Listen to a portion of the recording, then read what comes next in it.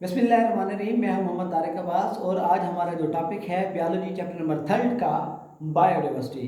देखिए, सबसे पहली बात तो ये है, इस माहौल के अंदर यहाँ पर 10 मिलियन स्पीशीज़ पाई जाती हैं, लेकिन हम तमाम स्पीशीज़ का मुताला नहीं कर सकते। इसलिए हम हर स्पीशीज़ की कुछ अफराद का मुताला करते हैं, कुछ इंडिविजुअल का मुताला करते हैं और बाकियों की खसूसियात का पता चल जाता है।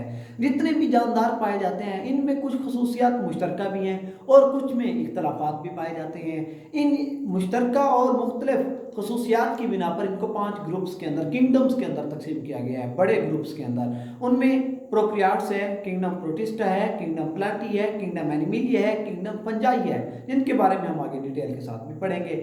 इसके साथ ही बायोडाइवर्सिटी हम क्या कहते हैं? बायो का मतलब है लाइफ एंड डाइवर्सिटी का मतलब है फैलाव, यानी जिंदगी का फैलाव। जिंदगी किसकी होती है? जानदारों की होती है, यानी जानदारों का फैलाव। जानदारों का फैलाव दो तरह का हो सकता है। जिस तरह इंसान स्पीशीज हैं एक, और इंसान बाकी स्पीशीज जैसे गधे हो गए, घोड़े हो गए, कोई भी जानवर हो गया, उनसे मुख्तलिफ हैं। इसी तरह जानदार की, इंसानों की अपनी स्पीशीज के अंदर भी इख्तलाफात पाए जाते हैं। जैसे एक इंसान की शक्ल दूसरे इंसान से मुख्तलिफ होती है, तो इसलिए हम इसको डिफाइन करेंगे variety with in and among the species, यानी स्पीशीज के दरमियान और स्पीशीज के अंदर जो वैरायटी है उसे नाम देते हैं बायोडाइवर्सिटी का। ये एक पैमाना है बायोडाइवर्सिटी, जानदारों की वैरायटी को मापने का। अब ये देखें, किसी भी इलाके के अंदर दो तरह की डाइवर्सिटी पाई जाती है, जिन्हें हम फाना एंड फ्लोरा का नाम देते हैं।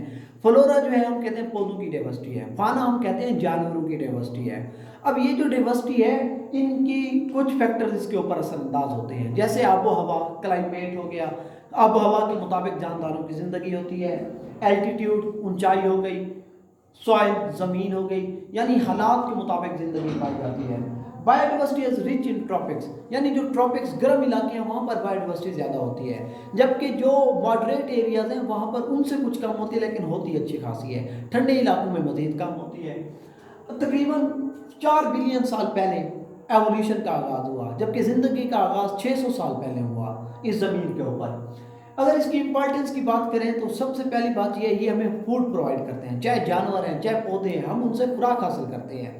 इसके साथ ही ड्रग्स, अद्वियात हासिल होती हैं, इंडस्ट्रियल मटेरियल, सनतों के लिए मटेरियल हासिल होता है, बिल्डिंग मटेरियल, लकड़ी इस्तेमाल करते हैं बिल्डिंग के लिए, और भी बेशुमार चीज़ें हैं। डाइज, रंग हो गए, फाइबर्स हो गए, गम्स, चिपकाहट वाले मादे, ऑयल, जिस तरह सरसों के पौधे से हम ऑयल हासिल करते हैं। इसके अलावा ये हमारे इकोसिस्टम को भी मेंटेन रखते हैं। इकोसिस्टम को मेंटेन रखने के अलावा ये पानी की केमिस्ट्री और पानी और माहौल को बरकरार रखने में भी मदद देते हैं। ये न्यूट्रिएंट्स को रिसाइकल भी करते हैं। जैसे एक जानदार अगर मर जाता है तो हम देखते हैं कुछ दिनों के बाद उसका जो मांस है वो ख़त्म हो जाता है, सिर्फ हड्डियाँ बच जाती हैं। दरअसल बैक्टीरिया उसके ऊपर अटैक करके उसके पेचीदा मुरक्कबात को सादा मुरक्कबात में कन्वर्ट करके माहौल में तहलील कर देते हैं, और वो चीज़ दोबारा माहौल में शामिल हो जाती है और दोबारा से जानदार उसको इस्तेमाल करने के काबिल हो जाते हैं। इसी तरह ये ज़मीन की ज़रख़ेज़ी को भी बढ़ाती है। ये हमारे पास बायोडाइवर्सिटी की का इंट्रोडक्शन और उसकी अहमियत थी। इंशाल्लाह नेक्स्ट टॉपिक के साथ हाजिर होंगे। अस्सलाम वालेकुम, अल्लाह हाफ़िज़।